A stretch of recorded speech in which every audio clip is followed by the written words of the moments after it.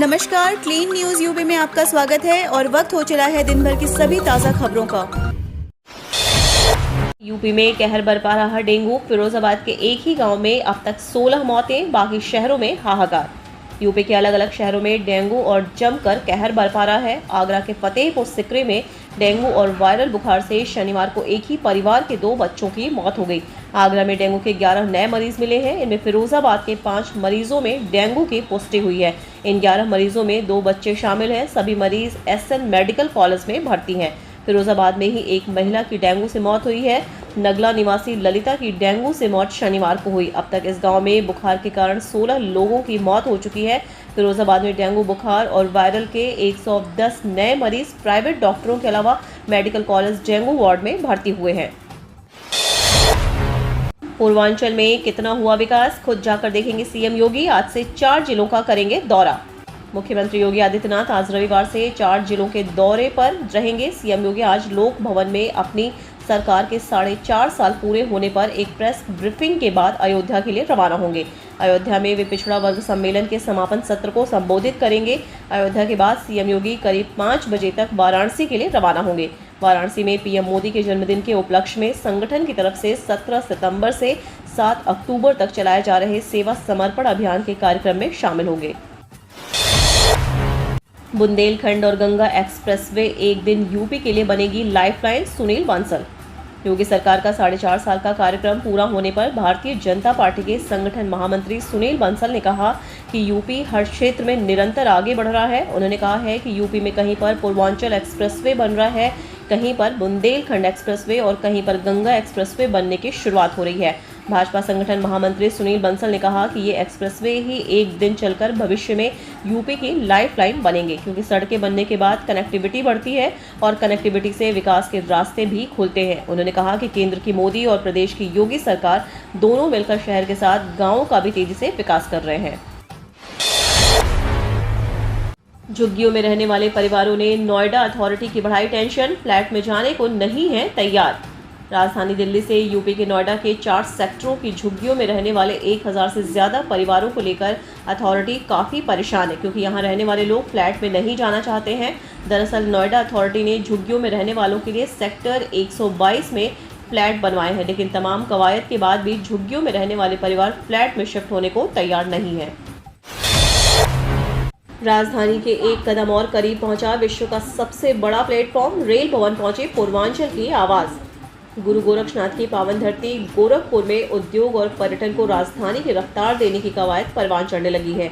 रामायण और बौद्ध सर्किट के हृदय स्थली में रोजाना हजारों की संख्या में आवागमन करने वाले श्रद्धालुओं, पर्यटकों, जनप्रतिनिधियों और उद्यमियों की राह आसान बनाने वाली राजधानी को चलाने की मांग को पंख लग गए हैं। अब तो भारतीय रेलवे की सबसे पुराने जोन में से एक पूर्वोत्तर रेलवे मुख्यालय के गोरखपुर स्थित विश्व के सबसे लंबे प्लेटफॉर्म 1366.44 मीटर पर राजधानी सहित वंदे भारत, शताब्दी और दुरंतो जैसे देश की प्रमुख एक्सप्रेस ट्रेनों को चलाने के लिए पूर्वांचल की आवाज राजधानी दिल्ली के रेल भवन तक पहुंच गई है। यूपी सरकार का 4.5 वर्ष का कार्यकाल, सीएम योगी आदित्यनाथ बोले, संकट के समय जनता के साथ रहे हम। उत्तर प्रदेश में भारतीय जनता पार्टी एवं सहयोगी दल की सरकार के 4.5 वर्ष के कार्यकाल को मुख्यमंत्री योगी आदित्यनाथ ने अब तक की श्रेष्ठ तथा जनता के साथ रहने वाली सरकार बताया। सीएम योगी आदित्यनाथ ने लोक भवन में रविवार को डिप्टी सीएम केशव प्रसाद मौर्य व डॉक्टर दिनेश शर्मा तथा भारतीय जनता पार्टी के प्रदेश प्रभारी राधा मोहन सिंह तथा पार्टी के प्रदेश अध्यक्ष स्वतंत्र देव सिंह के साथ मीडिया के समक्ष अपना रिपोर्ट कार्ड पेश किया। गांधी जयंती पर छात्रवृत्ति का तोहफा देंगे सीएम योगी आदित्यनाथ। यूपी के 1 लाख विद्यार्थियों को होगा लाभ। प्रदेश सरकार चुनावी वर्ष में अधिक से अधिक जरूरतमंद छात्र छात्राओं को छात्रवृत्ति देने की तैयारी में जुट गई है। इसी के तहत पहले चरण में 2 अक्टूबर यानी गांधी जयंती के दिन 1 लाख से अधिक छात्रों को छात्रवृत्ति वितरित की जाएगी। मुख्यमंत्री योगी आदित्यनाथ खुद छात्रवृत्ति वितरित कर छात्रों के चेहरे पर मुस्कान लाएंगे। सरकार ने समाज कल्याण, अल्पसंख्यक कल्याण व पिछड़ा वर्ग कल्याण विभाग को अधिक से अधिक छात्र छात्राओं को छात्रवृत्ति देने के निर्देश दिए हैं। इसी क्रम में समाज कल्याण विभाग ने छात्रवृत्ति की संशोधित समय सारणी भी जारी कर दी है। ऐसा इसलिए किया गया है ताकि अधिक से अधिक छात्र छात्राएं छात्रवृत्ति के लिए ऑनलाइन आवेदन कर सकें। यूपी के युवाओं के लिए रोजगार का सुनहरा मौका, 4 अक्टूबर को हर जिले में लगेगा अप्रेंटिसशिप मेला। युवाओं को अधिक से अधिक नौकरी देने की सरकार की मंशा के सापेक्ष एक और बड़ा कदम उठाया जा रहा है। औद्योगिक प्रशिक्षण संस्थानों में ITI की पढ़ाई करने वाले विद्यार्थियों के कौशल को निखारने के लिए 4 अक्टूबर को बृहद अप्रेंटिसशिप मेला लगेगा। लखनऊ समेत सूबे के सभी जिलों में लगने वाले मेले के माध्यम से एक दिन में 2 लाख युवाओं को अप्रेंटिसशिप देने का लक्ष्य रखा गया है। इसके आयोजन के लिए जिले के राजकीय औद्योगिक प्रशिक्षण संस्थानों के प्रधानाचार्य को नोडल अधिकारी बनाया गया है। संयुक्त निदेशक व्यावसायिक शिक्षा SC तिवारी ने बताया कि लखनऊ समेत सूबे के सभी 305 राजकीय औद्योगिक प्रशिक्षण संस्थानों और 2969 निजी संस्थानों के विद्यार्थियों को अप्रेंटिस के इस मेले में शामिल करने की व्यवस्था करने के निर्देश दिए गए हैं। यूपी विधानसभा चुनाव से पहले सस्ती हो सकती हैं बिजली दरें, उपभोक्ता परिषद के अध्यक्ष ने की ये मांग। यूपी में बिजली दरें कम की जा सकती हैं। बिजली दरें कम करने की याचिका पर विद्युत नियामक आयोग द्वारा पावर कॉरपोरेशन से जवाब मांगने के बाद उत्तर प्रदेश राज्य विद्युत उपभोक्ता परिषद ने इसके लिए लामबंदी शुरू कर दी है। शनिवार को ऊर्जा मंत्री श्रीकांत शर्मा से मुलाकात कर परिषद ने लोक महत्व का प्रस्ताव मांगा है। दरअसल उपभोक्ताओं का बिजली दरों पर 20,596 करोड़ रुपए निकल रहा है। इतने बड़े अमाउंट के एवज में बिजली दरें कम करने की मांग की जा रही है। अगर बिजली दरें कम की जाती हैं तो इससे उपभोक्ताओं को राहत मिलेगी। आज से शुरू हुआ मुख्यमंत्री जन आरोग्य मेला।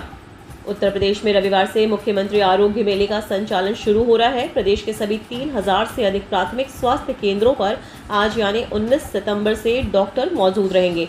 इस दौरान लखनऊ की 30 से अधिक PHC पर भी छुट्टी के दिन मरीजों को इलाज उपलब्ध कराया जाएगा।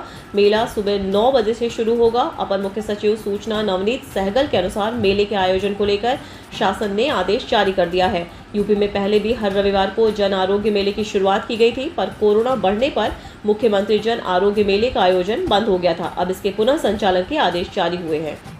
हम रोज ऐसी ही न्यूज लाते रहेंगे। यदि आपने अभी तक क्लीन न्यूज यूपी को सब्सक्राइब नहीं किया है तो फटाफट सब्सक्राइब कर ले, साथ ही बेल आइकन को दबा दे ताकि कोई भी अपडेट मिस ना हो।